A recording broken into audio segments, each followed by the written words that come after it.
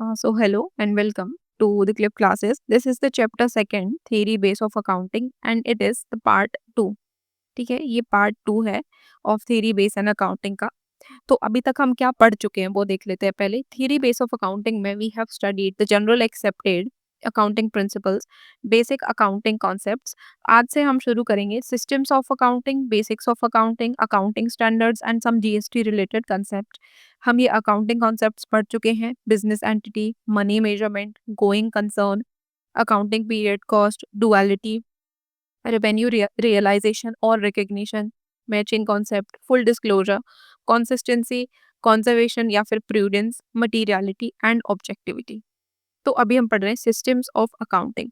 देखो, systems of accounting में दो टाइप की अकाउंटिंग होती है, एक होता है डबल एंट्री और दूसरा होता है सिंगल एंट्री। तो पहले हम पढ़ रहे हैं डबल एंट्री। ये जो डबल एंट्री सिस्टम है, ये डुअलिटी एस्पेक्ट का जो प्रिंसिपल है उस पे बेस होता है। डुअलिटी एस्पेक्ट का प्रिंसिपल ये बोलता है कि हर एक ट्रांजैक्शन जो हो रहा है, every transaction has a two effect. दो इफेक्ट किस तरीके से होते हैं, एक होता है गिविंग इफेक्ट और दूसरा होता है रिसीविंग इफेक्ट। ठीक है, और इसमें एक बात याद रखना है आपको कि हर एक ट्रांजैक्शन जो होता है उसमें दो या दो से ज्यादा अकाउंट इन्वॉल्व होते हैं। और डुअलिटी ऑफ जो डुअल एस्पेक्ट कॉन्सेप्ट है, इसमें हमको ये देखना होता है कि whether a credit is equal to the debit और नॉट।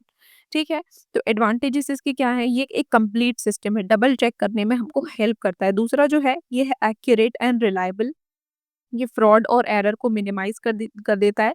और बाकी हम इसको चाहें तो जो ट्रायल बैलेंस है उससे फिर से चेक कर सकते हैं। It is very much suitable for the small and big organization, small के लिए भी सुटेबल है एंड बिग ऑर्गेनाइजेशंस के लिए भी सुटेबल है। देन सेकंड आ जाता है हमारा single entry system. Single entry system सिर्फ एक तरफा हुए ट्रांजेक्शन को रिकॉर्ड करता है। वो दो तरफा जो ट्रांजेक्शन है, मतलब जो इफेक्ट है दोनों तरफ का, वो रिकॉर्ड नहीं करता है। ठीक है, ये इनकम्प्लीट सिस्टम माना जाता है। It does not record effect of all the transactions.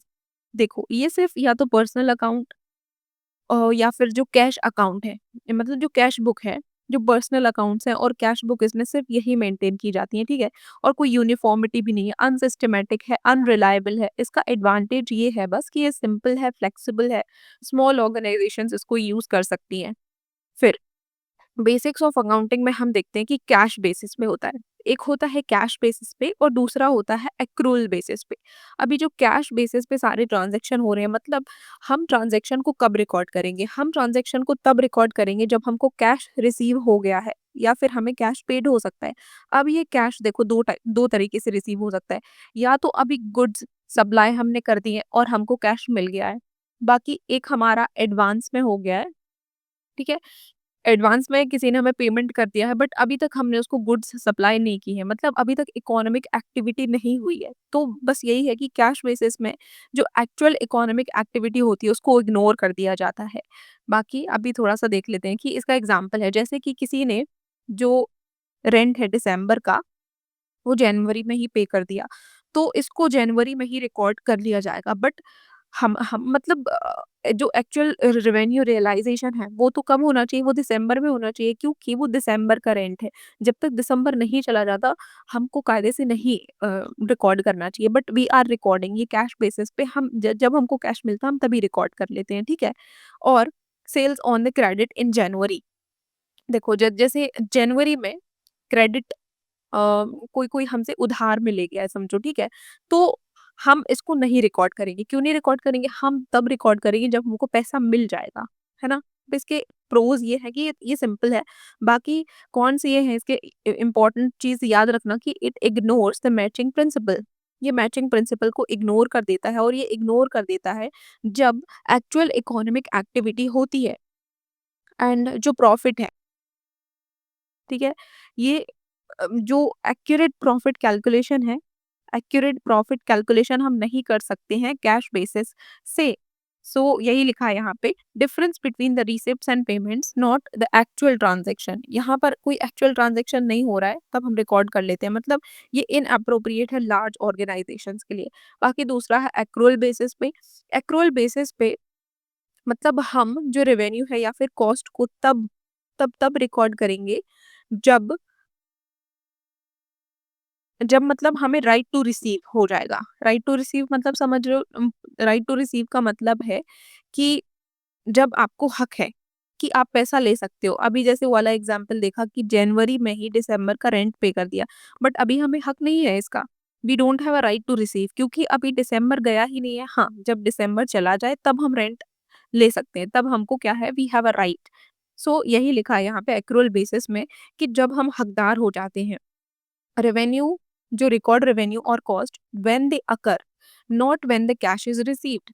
जब हमें राइट हो जाए, ना कि तब जब हम कैश रिसीव करने के लिए एलिजिबल हो जाए। So it recognizes the right to receive cash and obligation to pay cash. इसके प्रोज क्या है? इसके प्रोज हैं, it matches expenses with the revenue and it provides the accurate profit calculation. ठीक है, इसका एग्जाम्पल है the raw material consumed, it matches with the cost of the goods sold. Okay. Then accounting standards क्या होते हैं? देखो, accounting standards basically अभी अभी फिलहाल में जो institute of chartered accountants of India है, ये रिलीज करता है अकाउंटिंग स्टैंडर्ड्स को। ये एक रिटन पॉलिसी डॉक्यूमेंट्स है जो कवर करता है recognition, measurement, treatment, presentation and disclosure. इसका ऑब्जेक्टिव क्या है? कि हम अकाउंटिंग स्टैंडर्ड्स को लेकर आए। हम इसलिए लेकर आए हैं इनको ताकि हम यूनिफॉर्मिटी लेके आ सके जो अकाउंटिंग पॉलिसीज हैं उनमें। It eliminates the non comparability of the financial statements. Non comparability का मतलब समझो कि मतलब ये एलिमिनेट करता है चांसेस को कि एक कंपनी का फाइनेंशियल स्टेटमेंट हम दूसरी कंपनी के फाइनेंशियल स्टेटमेंट से कंपेयर ना कर सकें। बट होगा क्या कि यदि हम अकाउंटिंग स्टैंडर्ड्स फॉलो करते हैं तो we can compare the financial statements of company A with the company B and it enhances the reliability and credibility. Then features, it provides the standard accounting policies, it sets the valuation norm, and it specifies the disclosure requirement. Then accounting standards, its के benefit क्या है? It improves the credibility of data, it enhances the comparability. Comparability किस किस की? आप enterprise मतलब कि जो अंदर है, enterprise के अंदर within same firm you can compare and across the different firms you can also compare. ये बोलते हैं enterprises. It is useful for assessing the firm performance. firm के performance को establish assess करने के लिए you can use it. Then need for the accounting की need क्यों है हमको? पर्पस ऑफ द अकाउंटिंग क्या है? ये हमें यूजफुल इन्फॉर्मेशन प्रोवाइड करता है एंड इसकी यूजर्स को इन्फॉर्मेशन प्रोवाइड करता है बेसिकली। इसमें कौन कौन होते हैं? इन्वेस्टर्स, क्रेडिटर्स, मैनेजर्स, गवर्नमेंट, ये इसके यूजर्स हैं। Then requirement for the usefulness, ये यूनिफॉर्मिटी लेके आता है अकाउंटिंग पॉलिसीज में। ये फुल डिस्क्लोजर करता है रेलेवेंट इन्फॉर्मेशन का, इसलिए हमको अकाउंटिंग की जरूरत होती है। देन फ्लेक्सिबिलिटी एंड स्टैंडर्ड्स, देखो कोई बिजनेस चाहे तो ऑल्टरनेट अकाउंटिंग ट्रीटमेंट यूज कर सकता है या फिर कोई वैल्यूएशन डिफरेंट वैल्यूएशन मेथड भी यूज कर सकता है।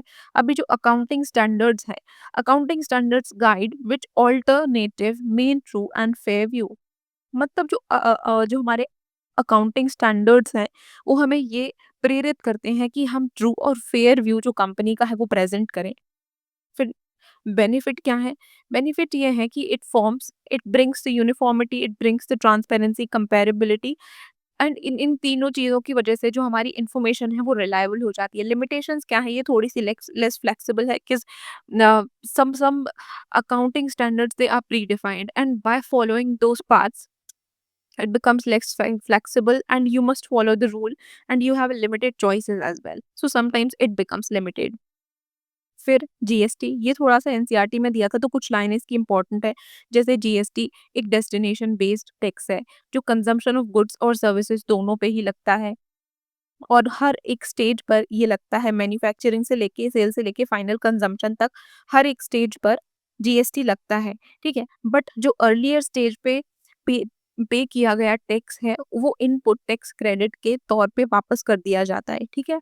एंड ओनली जो वैल्यू ऐड होती है, मतलब समझो कि एक एक दिस इज़ द प्रोडक्ट और हर एक वैल्यू चेन पे थोड़ा-थोड़ा वैल्यू एडिशन हो रहा है। तो ये जो वैल्यू एडिशन है ना, सिर्फ़ इस पे टैक्स लगता है, इस पे जीएसटी लगता है और फाइनली जो है वो कंज़्यूमर पे सारा ही अ, मतलब जो कंज़्यूम करता है ना गुड्स या सर्विसेज़ को, सारा टैक्स बर्डन उसके ही ऊपर आता है, ठीक है?